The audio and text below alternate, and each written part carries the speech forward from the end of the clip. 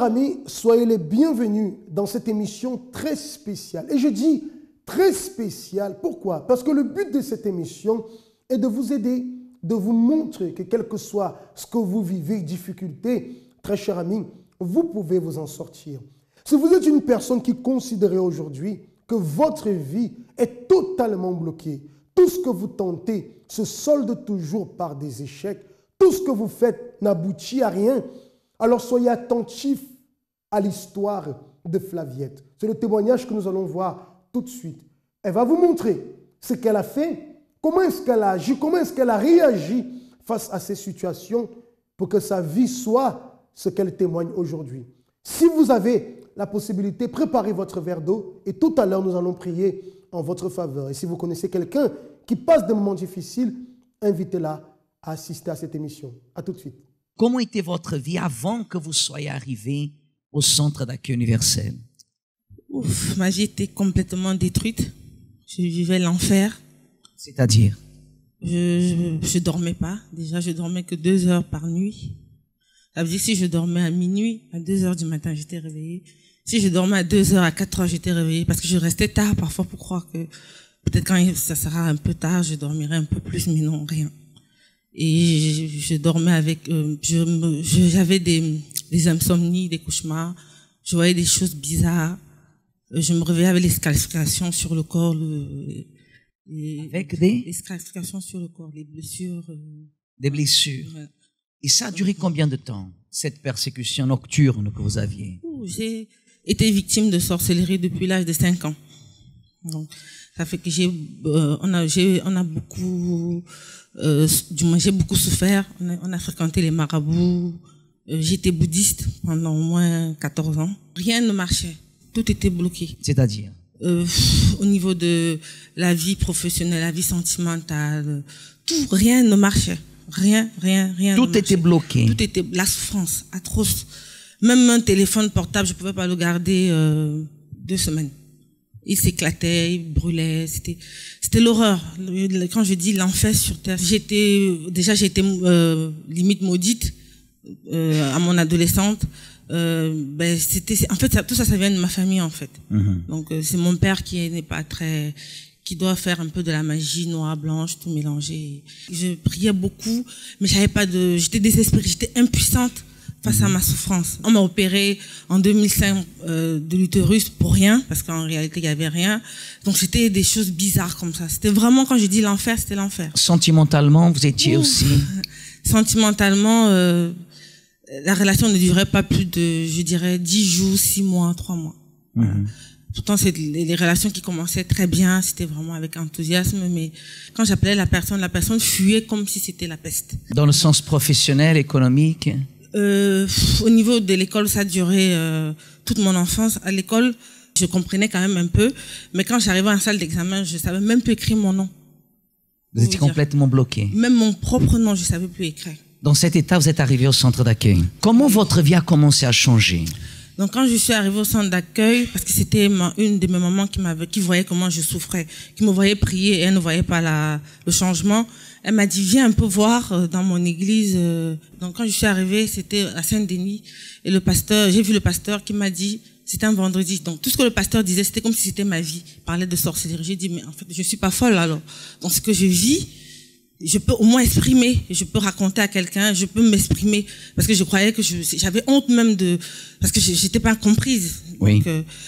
Donc j'allais à l'église tous les jours, parce que de votre propre initiative, vous veniez tous les jours à l'église? Tous les jours, parce que entre-temps, je m'étais beaucoup battue, j'avais eu un enfant. Je vous dis, j'avais une peur, mais la peur de passer tout. La nuit, je pouvais pas dormir. Le jour, je pouvais pas rester chez moi parce que j'étais persécutée. Donc, je ne pouvais ni dormir la nuit, ni rester à la maison. Donc, je ne pouvais même pas jouir de mon enfant. C'est-à-dire pouvoir rester avec mon enfant tranquille. Je changeais mon enfant dans la poussette alors que j'avais la maison. Tellement, je ne pouvais pas rester. Donc, et en faisant les chaînes de prière, oui, quels ont été les résultats? Bon, d'abord, j'ai été délivrée. Donc, je suis restée dans la même maison où j'étais 2-3 ans sans supplier quelqu'un de venir dormir avec moi à la maison. Donc ça fait que vraiment j'ai vu déjà le pouvoir de Dieu. 2012 à 2013, il y a une campagne d'Israël qui est arrivée. Je me suis dit, cette fois-ci, parce que je faisais les campagnes, mais c'était pas vraiment, je faisais pour faire, c'était dans la mouvance. Et je me suis dit, il faut que j'expérimente vraiment ce que les pasteurs disent. Est-ce que, parce qu'il faut pas que demain, si ça marche pas, que je dise que j'ai pas. Il faut vraiment que je fasse exactement comme on dit. Et 2013 a été un peu difficile, mais en 2014, c'était vraiment l'apothéose. C'est-à-dire, j'ai eu ma nationalité, j'ai eu une grande maison, je suis devenue propriétaire. Je suis partie de 27 mètres carrés à 80 mètres carrés et j'ai pu acheter une maison de 3 pièces, vraiment avec la grâce de Dieu. Votre santé est délivrée. Vous êtes guéri. La nuit, les cauchemars, de temps en temps, pas du tout. Plus rien. Aujourd'hui, vous êtes libre. Pas peur. Ça peut venir comme ça peut ne pas. C'est vraiment pas mon problème, ça. Donc, j'ai pas peur. Aujourd'hui, vous êtes libre. Vous vous considérez béni. Vous attribuez vos réussites à la décision de foi que vous avez prise de ne pas faire les choses à la légère. Mais totalement. Et votre vie a changé. Complètement changé. Qui a fait ça dans votre vie? Ouais, le Seigneur Jésus. Amen. Dieu vous bénisse. Félicitations, madame. Lorsqu'une personne dit que tout est fini pour elle, cher ami, c'est parce qu'elle n'a pas encore tout fait. Elle n'a pas encore connu le chemin qui mène à la transformation totale. Vous venez de voir le témoignage de Flaviette, dans quel état était sa vie et comment aujourd'hui sa vie est totalement transformée. Et on nous parle de l'attitude de foi. Elle a cru, elle a lutté, elle s'est battue, elle a persévéré. Et aujourd'hui, le résultat est là. Tout simplement pour vous montrer que pour vous aussi, les choses peuvent changer. Peut-être en ce moment, vous traversez des grandes difficultés dans votre vie professionnelle, dans votre mariage, dans votre famille.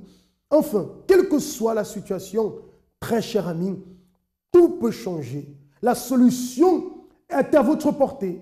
C'est l'opportunité que vous êtes en train de recevoir à travers cette émission où nous vous montrons le chemin. Comme Flaviette a pu connaître ce chemin, Sheila aussi. Nous allons voir son histoire en ce moment. Alors, avant d'arriver au centre d'accueil, ma vie était assez problématique parce que j'étais malade, j'avais des envies de suicide, j'avais peur, j'avais un tas de problèmes avant. Dans ma santé, j'étais malade parce que j'étais asthmatique, j'avais des crises de spasmophilie, je me vidais de mon sang, j'avais un kyste aux ovaires et entre autres. Et quand j'allais au docteur, avec tout ça, j'allais forcément sans cesse au docteur et le docteur il disait qu'il n'y avait pas de solution, qu'il ne voyait pas ce que j'avais, il ne savait pas d'où ça venait. Exemple, pour mon sang que je perdais, il ne savait pas expliquer d'où sortait le sang, parce que le sang sortait de mon corps, mais on ne le voyait pas sortir. Et donc, ils avaient aussi dit que si j'avais un enfant, bah, l'enfant allait avoir les mêmes problèmes, les mêmes maladies, que ça allait être héréditaire. Ça allait être héréditaire, mais sauf que je suis la première à l'avoir dans ma famille. Je me sentais... avec tout ça, vide. Je me sentais comme un cadavre. Je me sentais mal. Parce que je vivais, mais je savais très bien que toute ma vie, je serais malade. Toute ma vie, je deviendrais de plus en plus pâle. Toute ma vie, je ne pourrais pas grossir. Je serais maigre. Toute ma vie, j'allais avoir des problèmes. Toute ma vie, j'allais sans cesse être à l'hôpital. J'allais tomber n'importe où, à n'importe quel moment, sans savoir quand ça allait arriver. Parce que des fois, ça m'arrivait dans le train, ça m'arrivait à l'école, ça m'arrivait...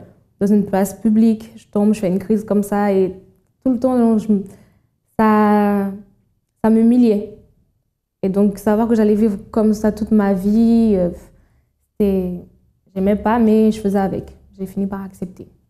Dans ma vie sentimentale, j'étais, comment dire, je jouais avec les garçons. Parce que je m'étais fixé une règle, jamais tomber amoureuse de qui que ce soit. Je ne voulais pas me marier, je ne voulais pas avoir d'enfants, je ne voulais pas de famille. Je voulais juste jouer avec les garçons et ça jusqu'à la fin de ma vie. Et c'est ce que je faisais. Parce que j'avais aussi une haine envers les hommes. J'avais vraiment une haine du fait que mon père ne m'avait pas reconnue, du fait aussi que j'avais été violée à 5 ans. Tout ça avait nourri une haine envers moi. Enfin, j'avais nourri une haine envers les hommes. Et donc moi, mon objectif, c'était de les faire souffrir le maximum possible. Suite à un garçon avec qui j'ai beaucoup trop joué, malencontreusement, je suis tombée enceinte. Et quand j'ai annoncé à mes parents que j'étais enceinte, ils m'ont obligée de me marier avec ce garçon. C'était entre guillemets mon copain, mais sans vraiment être mon copain. Et surtout que je voulais rien de sérieux avec lui. Puisque de base, je voulais rien de sérieux avec personne. Et donc, quand je me suis mariée avec cette personne-là, il a changé, il a commencé à me tromper, à m'humilier en public. Il a des fois été très violent jusqu'à me frapper. Et donc, j'ai commencé vraiment là à penser, à même pas à ne plus penser, parce que j'y pensais déjà au suicide. Mais là, j'ai commencé à mettre en pratique. Une fois, j'ai bu de l'eau de Javel, j'ai bu tous les médicaments qu'il y avait, j'ai fait des mélanges, je faisais plein de mélanges pour que vraiment ça puisse me tuer le plus radicalement possible. Et donc, je faisais sans cesse des tentatives de suicide, on se bagarrait des fois à la maison, devant mon enfant. Et ça, pour moi, j'avais plus d'espoir. J'avais vraiment plus d'espoir. La seule solution que je pouvais faire, que j'avais en tout cas en ma possession, c'était le suicide. Puisque surtout, je voyais tout noir autour de moi. Parce que même des fois, lui, j'avais envie de le tuer. J'avais envie des fois de tuer mon enfant. J'ai essayé de le tuer lui aussi. J'ai aussi essayé de tuer une fois mon enfant, malheureusement. Et à chaque fois, je ne réussissais pas. J'arrivais pas à mes fins. Mais ça ne sortait pas de ma tête puisque chaque jour, c'était toujours la même chose. J'avais envie, des fois, de me dire, bon, accepte que ta vie soit comme ça et vis avec comme ça. Parce qu'il y a beaucoup de gens qui acceptent leur vie comme ça. Fais de même. Mais d'un autre côté, je ne voulais pas accepter. Je voulais vraiment, c'est soit ça change ou soit je meurs. Avec ma famille, ça n'allait pas puisqu'ils voyaient ma souffrance. Je leur disais. Parce que malgré qu'ils voyaient, je me disais, bon, vu qu'ils ne réagissent pas, peut-être qu'il faut que je leur parle. Je leur parlais, je leur disais. Mais ça ne changerait rien. Ça ne changeait rien parce qu'ils étaient toujours d'accord avec la personne avec qui j'étais mariée. Ils étaient toujours contre moi. C'est-à-dire, s'ils disent Sheila, elle est comme ça, ils vont dire oui, c'est vrai, Sheila, elle est comme ça. Et si moi, je dis lui, il est comme ça, ils vont dire non, Sheila, c'est toi qui abuses. Tu fais parano. Franchement, joue ton rôle de femme mariée. Lui, il n'est pas comme ça. Contre eux, j'avais une haine. Je les détestais. Tous. Parce que déjà, de base, avant, je voulais les tuer. Mais là encore, si j'avais l'occasion de les tuer, mais je les aurais massacrés. Vraiment. Parce que je me dis, mais je suis votre famille. Enfin, surtout ma mère, je suis ta fille. Tu défends un inconnu. Enfin, c'était vraiment... Je ne supportais pas. Professionnellement, je ne travaillais pas à cette époque-là. Je dépendais totalement de la personne avec qui je vivais. Donc, ce qui lui donnait encore un autre pouvoir de plus sur moi, parce qu'il me disait, tu ne sers à rien, tu ne sais rien faire, tu ne travailles pas, c'est moi qui paye ci, c'est moi qui paye ça. Et je n'avais pas cette volonté-là d'aller chercher du travail. Je n'avais pas cette volonté de plus dépendre de lui, parce que je pensais vraiment qu'à cause qu'ils disent que je suis rien, ma famille dit que je suis rien, je ne sers à rien, je ne saurais jamais rien faire dans ma vie, j'ai accepté toute leur négativité et du coup, j'avais peur. J'avais peur de sortir de chez moi, de me dire, allez, aujourd'hui, je vais aller chercher du travail. Aujourd'hui, je vais changer ma vie. Non. Parce qu'à chaque fois, je disais, non, tu ne vas pas réussir. Vous voyez que la vie d'une personne peut commencer d'une façon très négative, comme ça a été le cas, par exemple, de Sheila. Souffrance, victime d'un abus, tout commence mal et cela finit par engendrer tant de situations. C'est comme si la personne est bloquée, totalement bloquée, essaye de sortir d'un côté, n'arrive pas, tente de l'autre côté et les portes sont toujours fermées. Mais laissez-moi vous dire, lorsque la foi est manifestée véritablement, lorsque la personne croit et suit la direction qui lui est donnée, il est impossible que les choses ne changent pas. J'affirme, mes amis, que si vous mettez en pratique ce que nous allons vous enseigner ici au centre d'accueil, votre vie va changer. Quel que soit ce que vous vivez, quelles que soient les difficultés que vous affrontez, vous aurez la solution, comme Sheila a d'ailleurs obtenu. Voyons en ce moment. Alors, j'ai connu le centre d'accueil avec ma vie aussi catastrophique. Et c'était un jeune garçon qui m'avait évangélisé dans la rue comme ça. Un vendredi soir, j'avais été et depuis ce jour-là, je n'étais plus revenue. Et un mois plus tard, on m'envoyait beaucoup de messages. Enfin, oui, une jeune fille de là-bas m'envoyait beaucoup de messages. Elle m'invitait au groupe jeune, mais je n'en voyais pas l'intérêt, puisqu'avec tous les problèmes que j'avais, je me disais, je n'ai pas que ça à faire d'aller perdre mon temps avec un groupe jeune. Et surtout, au vu du fait que j'étais mariée, j'étais maman, je disais vraiment, je n'étais pas à ma place. Et donc, tous ces problèmes sont survenus, tous les problèmes avec le père de Gaiden, avec ma famille, tous ces conflits. Et là, vraiment, quand j'ai décidé vraiment de mettre fin à ma vie, cette fois-ci de ne pas rater mon suicide, une amie m'a appelée et m'a dit « Ouais, tu te rappelles de cette église qu'on t'a parlé? Vas-y, fais un tour. Peut-être que ça va t'aider. » Et le lendemain, je me suis levée, c'était un dimanche, j'ai été. Et c'est comme ça que je suis arrivée au centre d'accueil avec tous mes bagages, tous mes problèmes. Et quand je suis arrivée, le pasteur, il m'a parlé, il m'a orientée, il m'a parlé des chaînes de prière que j'ai tout de suite commencé à faire. Le lendemain même, j'ai commencé. Et j'ai continué, je suis arrivée, c'était la dernière semaine du jeûne de Daniel. Et j'ai participé sans même savoir comment il fallait faire exactement, mais je me suis lancée puisque de toute façon, j'avais plus rien à perdre et j'avais rien d'autre à quoi me raccrocher si ce n'était l'église. Et donc, je me suis raccrochée à ça pendant une semaine et ainsi de suite. Et peu de temps après arriver la campagne d'Israël, j'ai commencé à voir les témoignages des personnes qui disaient « Oui, ma vie elle était comme ça avant, quand j'ai sacrifié, tout a changé. » Et vraiment, quand ils montraient des photos de la vie de la personne avant et de la vie de la personne après, c'était miraculeux pour moi. Je disais « Waouh, si ça fonctionne vraiment, alors là, j'y vais de suite. Hein. » Parce que malgré tout, ça faisait à peine un mois que j'étais à l'église. Et j'avais encore des fois ces pensées suicidaires qui revenaient, j'avais encore des regrets, les souvenirs, tout ça qui m'attiraient encore en arrière. Et donc, je voulais vraiment couper court, passer à autre chose. Et j'ai tout déposé sur l'autel. Et juste après ça, j'ai eu un petit signe de Dieu. Parce qu'entre-temps, pendant le mois de la campagne, la personne avec qui je vivais, elle venait me dire, oui, bon, puisque tu ne travailles pas, mon frère va venir habiter avec toi, comme ça il va t'héberger et lui, il paiera tout. Et ce qui m'a révoltée, parce que je me suis dit, je ne peux pas me faire héberger chez moi par quelqu'un que je n'aime pas et qui ne m'aime pas en plus. Donc, les conditions n'étaient pas correctes, c'était vraiment humiliant. Et donc, j'ai fait mes démarches à côté parce que j'avais la certitude qu'à travers ce propos de foi, je allais m'honorer parce que j'étais sûre. Parce que moi, quand j'ai vu les témoignages, il y avait écrit que les personnes étaient à l'église depuis 40 ans. Ils avaient, peu importe, ils ont juste dit, ils ont cru, ils ont fait. Alors j'ai dit, moi je crois, je vais faire. Et donc à côté de ça, j'ai fait les démarches pour pouvoir pas tomber dans cette humiliation-là. Et donc j'ai fait ce qu'il fallait faire, j'ai fait les démarches et on m'a répondu favorablement, ce qui m'a évité, encore une fois, de tomber dans une humiliation. J'ai été révoltée contre ma vie et c'est à travers les sacrifices que j'ai commencé à voir les changements dans ma vie.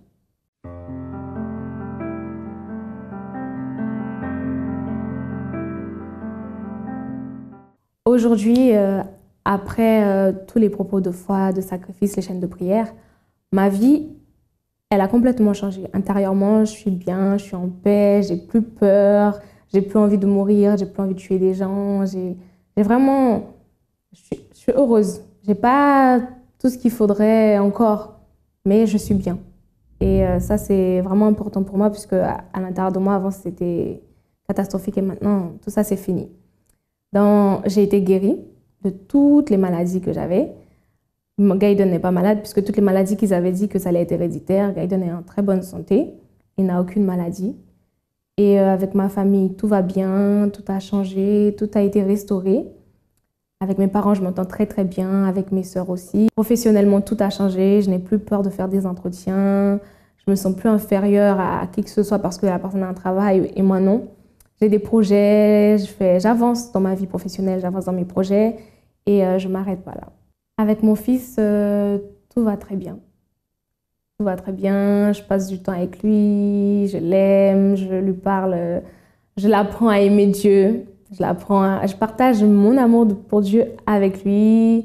Il aime bien faire ce que j'aime et j'aime faire aussi ce qu'il aime. Donc, faire des sorties avec lui, aller au cinéma, aller au parc de temps en temps, regarder des animés qu'il aime. Non, je n'ai plus de haine envers mon ex-mari, je n'ai plus de haine envers qui que ce soit, ni ma famille, ni sa famille, parce que j'avais de la haine envers tout le monde avant. Et là, maintenant, plus de haine, plus de rancune. J'ai pardonné à tout le monde et... je m'entends bien. J'ai une bonne entente avec tout le monde maintenant. Avant, je ne voyais pas mon avenir, puisque mon seul objectif, c'était de mourir le lendemain.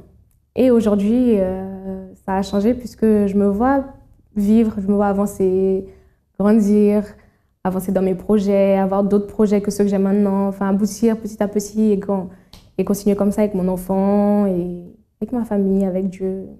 J'ai plus de problèmes avec les hommes, parce que j'apprends que c'est pas parce qu'une personne m'a fait souffrir, 2 personnes m'ont fait souffrir que je dois faire souffrir tout le reste.